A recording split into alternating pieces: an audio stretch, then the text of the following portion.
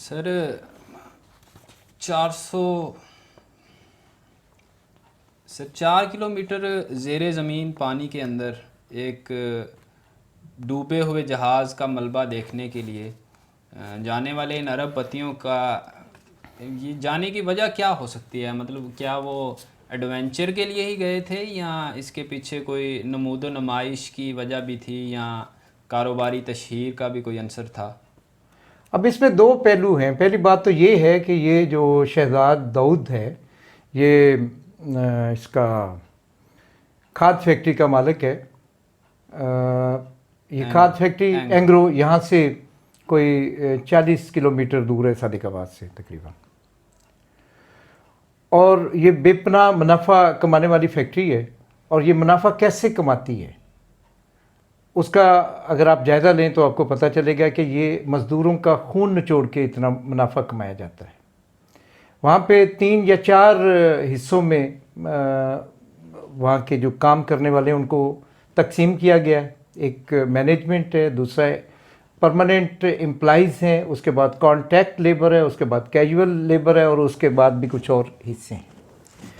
اب جو permanent employees ہیں ان کو تو اچھی ویج ملتی ہیں, وہ چند 100 لوگ ہیں. لیکن جو ہزاروں کی تعداد میں وہاں پہ ملازمین ہیں, مزدور ہیں, وہ کانٹیکٹ لیبر میں یا کیجول لیبر کے طور پہ کام کرتے ہیں.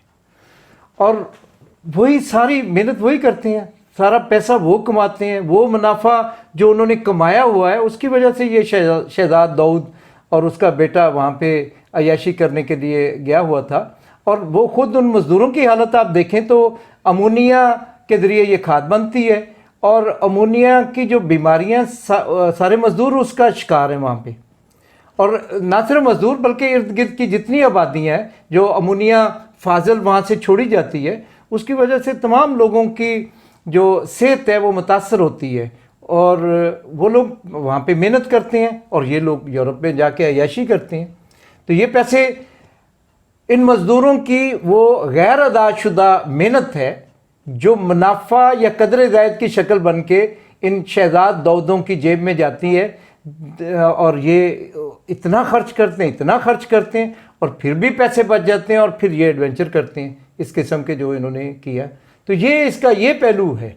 ہمیں اس کی ہلاکت پہ شدید افسوس ہے. ہمیں رنج ہے کہ غیر فطری طور پہ کوئی زندگی سے محروم ہو جائے. لیکن دوسرا پہلو وہ ایسا ہے جس کو پیش نظر رکھنا چاہیے کہ ان کے پاس اتنی زیادہ دولت ہے اور یہ ملک اتنا غریب ہے. 60-70% لوگ غربت کی اتھاہ گہرائیوں میں زندگی گزار رہے ہیں, اور یہ جو اوپر بالائی طبقہ ہے یہ کس قسم کی عیاشیوں میں پھنسا ہوا ہے. سر ان دونوں معاملات پہ عوام میں سوشل میڈیا ہو یا وہ کوئی بھی عوامی اظہار رائے کا پلیٹ فارم ہو, وہاں آج کل یہ دونوں سانحات جو ہیں وہ چھائے ہوئے ہیں. کچھ لوگ ان کی طرفداری کرتے ہیں, کچھ لوگ ان کی مخالفت کرتے ہیں. تو ان دونوں سانحات پہ آپ حکومت پاکستان کو اور عام عوام کو کیا پیغام دینا چاہیں گے؟ دیکھیے جی, حکومت اپنے جو اس کا فرائض ہے وہ سر انجام نہیں دے رہی. مثلاً وہ یہاں پہ روزگار کے وسائل پیدا نہیں کر سکی. تبھی اس وقت سرکاری اعداد و شمار کے مطابق جو لیگل امیگرینٹس ہیں وہ 80 لاکھ سے 1 کروڑ ہیں, اور اتنے اللیگل ہیں. اور 80 لاکھ وہ بے روزگار ہیں جو پچھلے 1 سال 2 سال میں, بلکہ پچھلے سال سے اب تک ہوئے, جو سزوکی کا پلانٹ اور ہونڈا کا پلانٹ اور بہت ساری فیکٹریاں مختلف قسم کی بند ہوئی ہیں اس کی وجہ سے.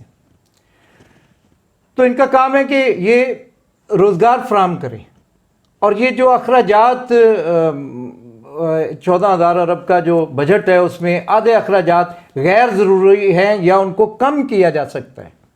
قرضوں کی معیشت پہ جو سود دیا جا رہا ہے 7200 ارب روپے سود ہے, اور 1804 ارب روپے دفاع پہ خرچ ہو رہے ہیں, اور 600 ارب روپے دفاعی جو ہمارے ریٹائرڈ ملازمین ہیں جو افواج سے تعلق رکھتے ہیں ان پہ خرچ ہوں گے. تو 450 ارب روپیہ بے نظیر انکم سپورٹ اسکیم پہ ضائع کیا جا رہا ہے, جو لوگوں کو بیکاری بنانے کے لیے وہ پیسہ خرچ کیا جاتا ہے. اس کے بجائے روزگار دیا جائے, فیکٹریاں لگائی جائیں, کوئی تربیت دی جائے, ہنرمند کیا جائے, اور لوگوں کو کام کرنے دیا جائے کہ وہ کام کریں بھی ہاتھ ایسے پھیلانے کی بجائے. تو گورنمنٹ یہ کرنسی کی جو ڈیویلیویشن ہے یہ کمزور معیشت کی نشانی ہے. اگر یہاں سے ایکسپورٹیبل چیزیں پیدا ہوتی ہوں, یہاں پہ زراعت پہ توجہ دی جاتی, یہاں پہ صنعت پہ توجہ دی جاتی, یہاں پہ جو معاشی جو دائرہ ہے اس کو مستحکم کیا جاتا, یہاں سے چیزیں باہر جاتی, وہاں سے پھر جو ہم منگواتے ہیں تو اس میں تجارتی جو عدم استحکام ہے وہ ختم ہوتا, تو یہ اتنا $300 350 کا نہیں ہونا تھا.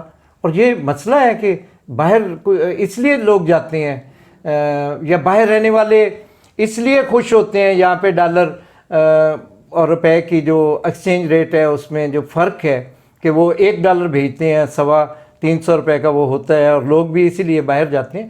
تو یہاں پہ ان کو روزگار دینے کے لیے اور اپنی معیشت کو درست کرنے کے لیے, اور یہاں پہ ایسے حالات پیدا کیے جائیں کہ لوگ یہاں رہنا عزت دارانہ محسوس کریں, یہاں پہ انسانی جو سماج قائم کیا جائے, یہاں پہ ایک انسان کی قدر و قیمت تسلیم کی جائے, یہاں پہ انسان کے وقار کو تسلیم کیا جائے, یہاں پہ انفراسٹرکچر ایسا ہو کہ لوگ گھر سے باہر نکلتے ہی اپنی بے عزتی محسوس نہ کریں. ٹوٹی پھوٹی سڑکوں پہ یہ جس قسم کی ٹریفک ہے, جس قسم کے ہاسپٹل ہیں, جس قسم کے یہ ادارے ہیں جو نام نہاد, یہ جو تھانے کچہریاں ہیں, اور وہاں پہ جو لوگوں کے ساتھ جیسا سلوک ہوتا ہے توہین آمیز, تو یہ تبدیل کرنے کی ضرورت ہے تاکہ لوگ ادھر سمجھیں کہ یہ پاکستان میں بھی انسان کی قدر ہے, یہاں پہ انسانی سماج ہے.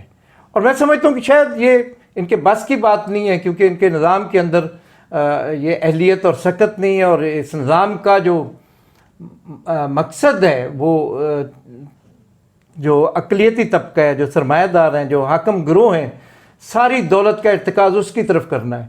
اور اس کو کرنے کی وجہ سے یہ بحران پیدا ہوا کہ لوگ یہاں سے جا رہے ہیں, جو بہت ہنرمند ہیں, جو بہت پڑھے لکھے وہ بھی باہر جا رہے ہیں, اور جو بالکل غیر ہنرمند ہیں وہ بھی جا رہے ہیں. تو یہاں پہ کام کرنے والے جو ہیں وہ سارے باہر نکلنے کی کوشش کر رہے ہیں.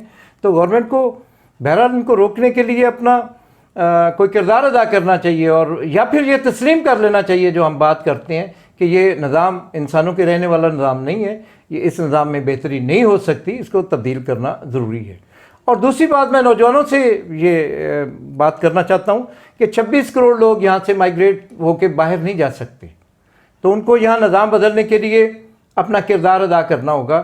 پاکستان کو یورپ سے زیادہ بہتر بنایا جا سکتا ہے اگر یہاں کے وسائل یہاں پہ خرچ ہوں, استحصال نہ ہو, نہ قومیتوں کا استحصال ہو, نہ عورتوں کا استحصال ہو, نہ مذہبی استحصال ہو, نہ ہی یہاں کا جو محنت کش طبقہ جس کا سب سے زیادہ استحصال کیا جا رہا ہے, تو وہ اگر بند ہو, اور یہاں پہ جو غریب اور امیر والا جو سماج ہے جس کے درمیان بہت فرق ہے کہ جو امیر ہے اس کا جو طرز زندگی ہے وہ یورپ سے زیادہ اچھا ہے, اور جو غریب ہے اس کا جو طرز زندگی وہ کئی صدیوں پرانا ہے.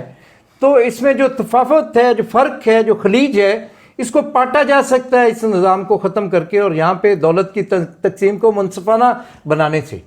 تو جدوجہد باہر جانے کی نہیں کرنی چاہیے, جدوجہد اس ملک کے اندر اس نظام جو ظالمانہ نظام ہے, جو عوام دشمن نظام ہے, جو غریب دشمن نظام ہے, اس کا خاتمہ کر کے یہاں پہ اکثریتی طبقے کی حاکمیت کا نظام قائم کرنے کے لیے جدوجہد کرنی چاہیے. اور اس جدوجہد کے لیے پھر وہ سر دھڑ کی بازی ان کو لگا دینی چاہیے. یہ وے آؤٹ نہیں ہے کہ یہاں سے باہر نکلا جائے. کتنے نکل سکتے ہیں, سارے نہیں جا سکتے, کہاں کھپیں گے, کہاں جائیں گے. تو یہاں کی لڑائی یہیں پہ کرنی چاہیے, اور اس نظام کو بدلنا چاہیے, اور یہاں پہ سوشلزم کے ذریعے تمام دولت کی منصفانہ تقسیم ہو سکتی ہے, اور تمام انسانوں کو روزگار فراہم کیا جا سکتا ہے, اور تمام رہنے والوں کو عزت دارانہ زندگی دی جا سکتی ہے. تو ناظرین, استحصال کو بند ہونا چاہیے, اور یہاں ایسے مواقع پیدا کرنے چاہیے کہ لوگ روزگار کی خاطر جا کے سمندر میں ڈوب کے نہ مریں, اور نہ یہاں پہ تفریح کے بھی بے شمار مواقع ہیں, اور اپنے ملک سے تفریح کا سامان جو ہے وہ تفریح کا لطف اٹھانا چاہیے. اور اتنی دولت بھی نہیں ہونی چاہیے کہ وہ آپ جا کے ایسے فضول ایڈونچرز پہ خرچ کریں اسے. تو یہ تھا آج کی گفتگو کا سلسلہ.